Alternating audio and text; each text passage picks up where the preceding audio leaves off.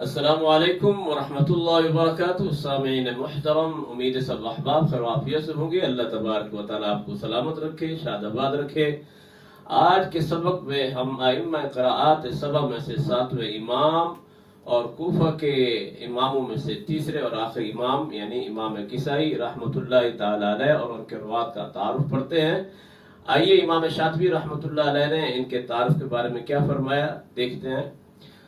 فرمایا وَأَمَّا عَلِيٌّ فَالْكِسَائِيُّ نَعْتُهُ لِمَا كَانَ فِي الْإِحْرَامِ فِيهِ تَسَرْبَلًا روى ليثهم عنه أبو الحارث الرضا وحفص هو الدوري وفي الذكر قد خلا۔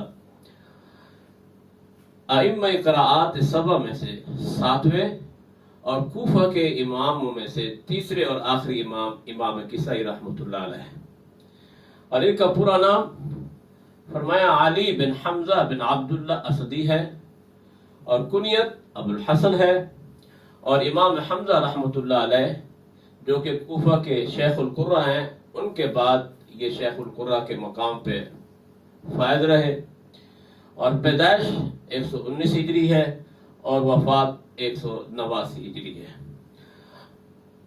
اور ان کے دو راوی ہیں، ابو الحارث اور دوری کسائی۔ پہلے راوی ابو الحارث ہے جن کا پورا نام اور تعارف لیث بن خالد بغدادی ہے، کنیت ابو الحارث ہے، وفات 240 ہجری ہے۔ جبکہ دوسرے راوی دوری کسائی ہے، نام حفص بن عمر دوری ہے۔ یہ دوری کسائی در حقیقت دوری بصری ہی ہے کہ وہاں ابو عمر بصری رحمۃ اللہ علیہ کی روایت کو نقل کرتے ہیں اور یہاں امام کسائی رحمۃ اللہ علیہ کی روایت کو نقل کرتے ہیں۔ اگر یہ امام ابو عمر بصری کی روایت کو نقل کریں تو دوری بصری کہلاتے ہیں، اور اگر امام کسائی رحمۃ اللہ علیہ کی روایت کو نقل کریں تو یہ دوری کسائی کہلاتے ہیں۔ اور ان کا پورا تعارف امام ابو عمر بصری رحمۃ اللہ علیہ کے روات کے تعارف میں گزر چکا ہے۔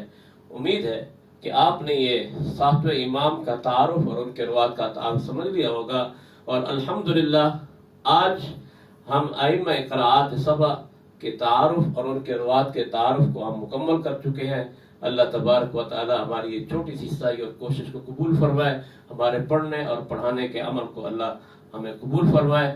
آئندہ کے اسباق کے اندر چونکہ کتاب سے منسلک ہے، تو جن احباب کے پاس کتاب نہیں ہے وہ کسی امام شاطبی رحمۃ اللہ علیہ کی کتاب جو ہے شاطبیہ وہ خرید لیں، تاکہ آئندہ کے اسباق کے اندر آپ کتاب سے وابستہ بھی رہیں اور اسباق بھی سمجھتے رہیں۔ السلام علیکم ورحمۃ اللہ۔